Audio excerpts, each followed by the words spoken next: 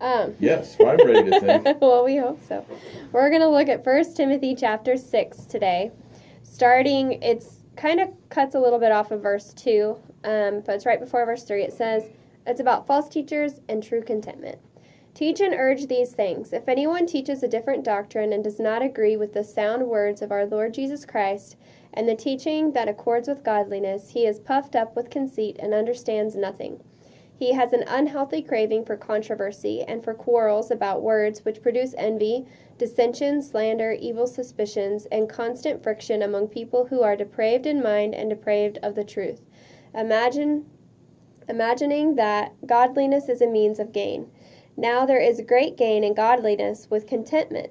For we brought nothing into the world, and we cannot take anything out of the world. But if we have food and clothing, with these we will be content. But those who desire to be rich fall into temptation, into a snare, into many senseless and harmful desires that plunge people into ruin and destruction. For the love of money is a root of all kinds of evils. It is through this craving that some have wandered away from the faith and pierced themselves with many pangs. So, I don't know. I like this verse. I like how it talks about the teachers and what we need to be teaching and how to look for false teachers at the beginning, and just kind of the root part of how it explains to us what is wrong with their teaching and kind of what people who teach you falsely crave and what they are trying to do through that. And then as far as just thinking about the fact that I didn't bring anything into this world when I came into this world, like everything that I have now was given to me, and God has been there to provide that for me, and that He will continue to do so. It says, if you have food and clothing, with these you will be content.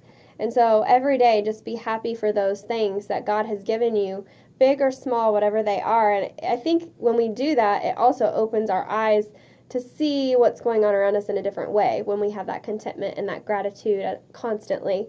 And talking about like the love of money is a root of all kinds of evils. When you're focused on the money part of the issue and trying to just get more money, it seems like it always just is gone. And you're just always striving for something that you can't reach. Whereas if you're looking at it in a way that, God's provided you what you need, you have what you need, you're not striving for those fast money-making schemes or different things that people try to buy into and do. Yeah, like get rich quick. Yes. There's a verse in Proverbs that says, if those get rich fast things, it dwindles quickly. But those who earn a little at a time gain. And I just read that earlier. It's kind of linked to this one. So I think that's interesting. Yeah, very interesting. Beware the puffy people. Yeah. Hope they don't think I'm puffy.